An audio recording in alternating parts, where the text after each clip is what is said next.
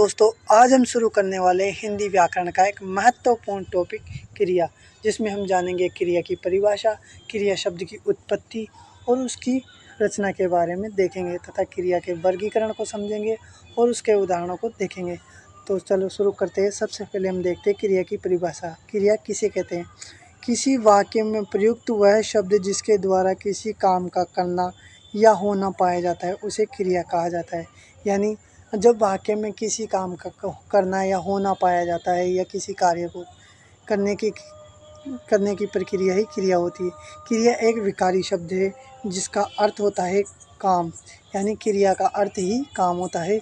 क्रिया की उत्पत्ति धातु शब्दों से होती है, यानी क्रिया का मूल रूप ही धातु होता है। मूल धातु शब्द में ना प्रत्यय लगाने से क्रिया बनती है। किसी वाक्य में लिंग, वचन, काल आदि के आधार पर क्रिया का रूप परिवर्तित होने के साथ साथ संज्ञा एवं सर्वनाम के आधार पर क्रिया का रूप परिवर्तित होता है। क्रिया करने वाले को कर्ता कहते हैं। यानी क्रिया किसे कहते हैं? क्रिया वह किसी भी वाक्य में किसी काम का करना या होना पाया जाना ही क्रिया होती है। क्रिया का अर्थ होता है काम तथा क्रिया को जो करता है उसे हम कर्ता कहते हैं, यानी क्रिया को संपादित करने वाला ही कर्ता होता है। आगे चलते हैं, हम क्रिया के उदाहरण देखते हैं। तो क्रिया के उदाहरण है, विक्रम पढ़ रहा है, शास्त्री जी भारत के प्रधानमंत्री थे, महेश क्रिकेट खेल रहा है, सुरेश खेल रहा है, राजा राम पुस्तक पढ़ रहा है, बच्चे क्रिकेट खेल रहे हैं, लड़कियां गाना गा रही है। इन सभी उदाहरणों में कोई ना कोई कार्य हो रहा है, अतः ये सब क्रिया के उदाहरण हैं। आगे चलते हैं। प्रथम वाक्य में विक्रम द्वारा पढ़ाई का कार्य करना पाया जा रहा है, अतः वाक्य में पढ़ रहा क्रियापद है। द्वितीय वाक्य में स्पष्ट से किसी काम का करना दिखाई नहीं दे रहा, लेकिन काम का होना पाया जा रहा है, अतः इस वाक्य में थे क्रियापद होगा। तृतीय वाक्य की बात करें तो तृतीय वाक्य में महेश द्वारा क्रिकेट खेला जा रहा है, अतः क्रिकेट खेलने का काम करना पाया जा रहा है। इस वाक्य में खेल रहा क्रियापद होगा। आगे चलते हैं। क्रिया शब्द।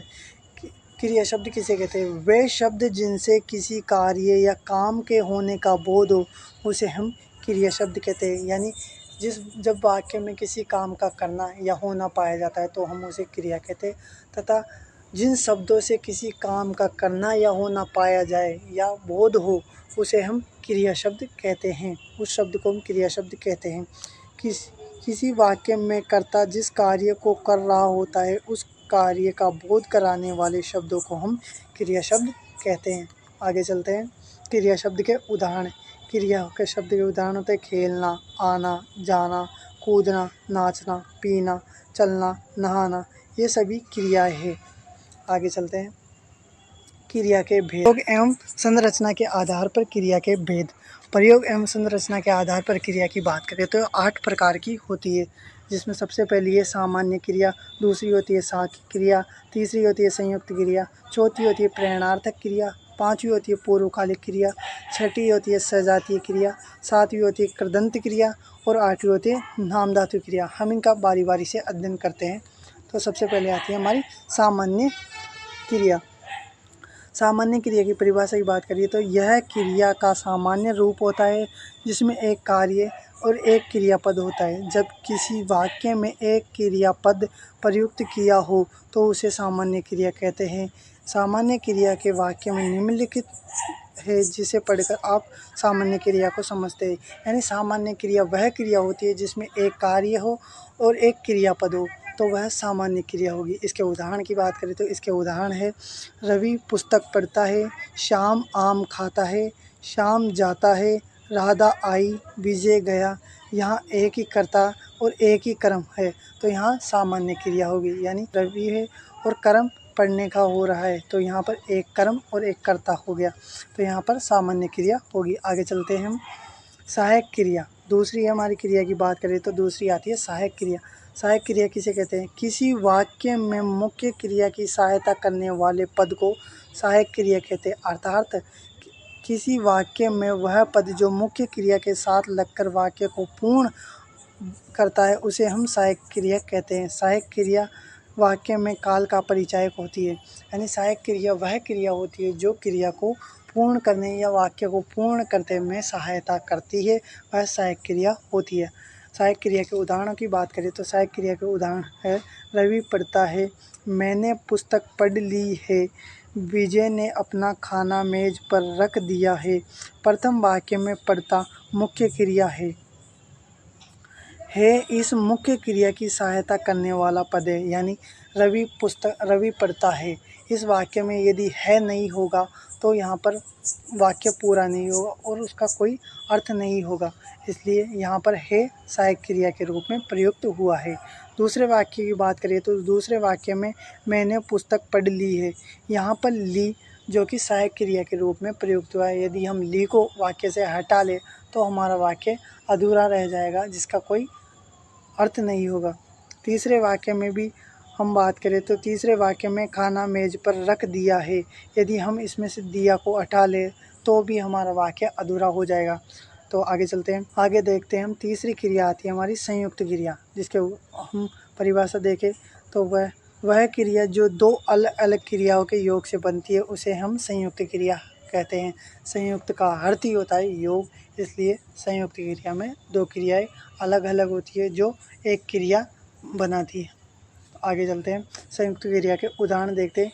रजनी ने खाना खा लिया, मैंने पुस्तक पढ़ डाली, शंकर ने खाना बना लिया। प्रथम वाक्य में खाना एवं खा मिलकर एक क्रिया बना रहे, अतः खाना और खा संयुक्त क्रिया हो गई। द्वितीय वाक्य की बात करें तो द्वितीय वाक्य में पढ़ एवं डाली मिलकर एक क्रिया बना रहे, अतः पढ़ डाली संयुक्त क्रिया हो गई। यानी संयुक्त क्रिया में बात की जाए तो संयुक्त क्रिया में दो क्रियाएं होती है जो कि दोनों मिलकर हमारे वाक्य को पूरा करती है और दोनों क्रियाओं को से एक क्रिया बनती है जो कि संयुक्त क्रिया होती है।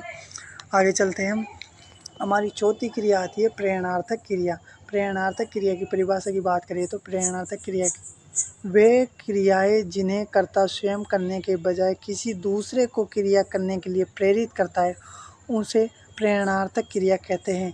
यानी इसमें कर्ता स्वयं कार्य नहीं कर किसी दूसरे से करवाता है, उसे प्रेरणार्थक क्रिया कहते हैं। प्रेरणार्थक क्रिया की रचना सकर्मक अकर्मक दोनों प्रकार की होती है, लेकिन प्रेरणार्थक क्रिया बन जाने के पश्चात वह सदैव सकर्मक होगी। प्रेरणार्थक क्रिया दो प्रकार की होती है। आगे बात करते हैं प्रेरणार्थक क्रिया के उदाहरण। प्रेरणार्थक क्रिया के उदाहरण देखते हैं। रतन महेश से पत्र लिखवाता है, यानी यहाँ पर कर्ता तो रमेश है लेकिन यहाँ पर रतन किसी और से यानी महेश से कार्य करवाया रहा है यहाँ पर, इसलिए यहाँ पर प्रेरणार्थक क्रिया होगी। सविता कविता से कपड़े धुलवाती है, अध्यापक बच्चों से पाठ पढ़वाता है, रवि माँ से खाना बनवाता है, शंकर विजय से साइकिल चलवाता है। यानी यहाँ पर कर्ता तो कोई और है और कार्य कोई और कर रहा है, तो यहाँ पर प्रेरणार्थक क्रिया होगी। इस वाक्य में कर्ता रतन महेश से पत्र लिखवाता है, अतः इस वाक्य में लिखवाता है प्रेरणार्थक क्रिया होगी। द्वितीय वाक्य में बात करें तो कर्ता सविता कविता से कपड़े धुलवाती है, अतः इस वाक्य में धुलवाती है प्रेरणार्थक क्रिया होगी। इसी तरह से इस तीनों वाक्यों में भी प्रेरणार्थक क्रिया देखने को मिलती है। आगे हम बात करते हैं प्रेरणार्थक क्रिया के दो कर्ता होते हैं। यानी प्रेरणार्थक क्रिया में दो कर्ता होते हैं, एक तो होता है प्रेरक कर्ता जो कर्ता क्रिया करने के लिए प्रेरणा देता है। यानी जो प्रेरक कर्ता वह कर्ता होता है जो खुद स्वयं कार्य नहीं कर किसी दूसरे कर्ता को कार्य करने के लिए प्रेरित करता है, उसे प्रेरक कर्ता कहते हैं। और दूसरा होता है प्रेरित कर्ता जो कर्ता स्वयं कार्य करता है। प्रेरणार्थक क्रिया के भेद की बात करें तो प्रथम प्रेरणार्थक क्रिया या प्रत्यक्ष प्रेरणार्थक क्रिया और द्वितीय भेद की बात करें तो द्वितीय प्रेरणार्थक क्रिया और अप्रत्यक्ष प्रेरणार्थक क्रिया। यानी प्रेरणार्थक क्रिया को हम दो प्रकार में बांटते हैं, एक तो होता है प्रथम प्रेरणार्थक और द्वितीय प्रेरणार्थक। प्रथम प्रेरणार्थक क्रिया को हम प्रत्यक्ष प्रेरणार्थक क्रिया तथा द्वितीय प्रेरणार्थक क्रिया को हम अप्रत्यक्ष प्रेरणार्थक क्रिया भी कहते हैं। आगे चलते हैं, आगे देखते हैं पूर्वकालिक क्रिया। पूर्वकालिक क्रिया की बात करें तो हम इसकी परिभाषा देखते हैं। यदि किसी वाक्य में दो क्रियाएं एक साथ आई हो तथा उनमें से एक क्रिया पहले संपन्न हुई हो तो सब पहले संपन्न हुई क्रिया को पूर्वकालिक क्रिया कहते हैं मूल धातु के साथ कर प्रत्यय लगाने से पूर्वकालिक क्रिया बनती है। यानी पूर्वकालिक क्रिया वह क्रियाएँ होती है जब वाक्य में दो क्रियाएँ आती है तथा पहली क्रिया पहले संपन्न हो गई हो तो वह क्रिया पूर्वकालिक क्रिया होती है, जो कि कर प्रत्यय के योग से बनती है। इसके उदाहरणों की बात करते हैं। पूर्वकालिक क्रिया के उदाहरण, विकास पढ़कर सो गया। तो यहाँ पर दो क्रिया हो रही है, एक तो पढ़ने की और एक सोने की, जो कि पढ़ने की क्रिया पूर्ण हो चुकी है, तो यहाँ पर पढ़कर में पूर्वकालिक क्रिया है। उसी प्रकार वह नहाकर चला गया, यहाँ पर भी दो क्रिया है, नहाने की और चले जाने की, जो कि नहाकर क्रिया पूर्ण हो चुकी है, तो यहाँ पर पूर्वकालिक क्रिया। इसी प्रकार विजय ने खाना खा चाय पी, सीता नहाकर मंदिर जाएगी, श्याम खेलकर नहाने जाएगा। इन सब में पूर्वकालिक क्रिया का देखने को मिलती है। प्रथम वाक्य में पढ़कर एवं सो गया दो क्रियाएं एक साथ प्रयुक्त हुई है, जिसमें से पढ़कर पहले संपन्न हुई है, अतः इस वाक्य में पढ़कर पूर्वकालिक क्रिया है। इसी तरह आप अन्य उदाहरणों को समझ सकते हैं। आगे हम बात करते हैं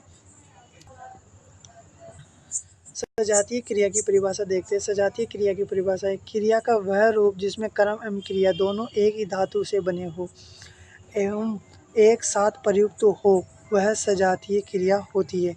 यानी जहाँ पर वाक्य में दो क्रियाएं हो और जो दोनों क्रियाएं एक ही धातु से बनी हुई हो और दोनों साथ साथ प्रयुक्त हो, तो वहाँ होती है सजातीय क्रिया। सजातीय क्रिया के उदाहरण की बात करें तो सजातीय क्रिया का उदाहरण है, भारत ने लड़ाई लड़ी। तो यहाँ पर लड़ाई और लड़ी, इनमें दोनों में एक ही धातु का प्रयोग हुआ है, तो यहाँ पर सजातीय क्रिया हो गई और दोनों एक साथ आ रही है, यानी एक साथ प्रयोग की जा रही है, तो यहाँ पर सजातीय क्रिया होती है। आगे हम बात करते हैं कर्दंत क्रिया।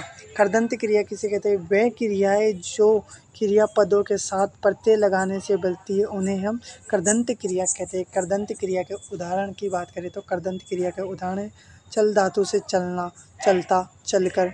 लिख धातु से लिखना, लिखता, लिखकर। ये सभी कर्दंत क्रिया के उदाहरण हैं। आगे हम बात करते हैं नाम धातु क्रिया। नाम धातु क्रिया की परिभाषा की बात करें तो आम तौर पर सभी क्रियाओं की रचना किसी न किसी धातु से होती है, लेकिन जब किसी क्रिया की रचना धातु से ना होकर संज्ञा, सर्वनाम या विशेषण से हो तो उस क्रिया को हम नाम धातु कहते हैं।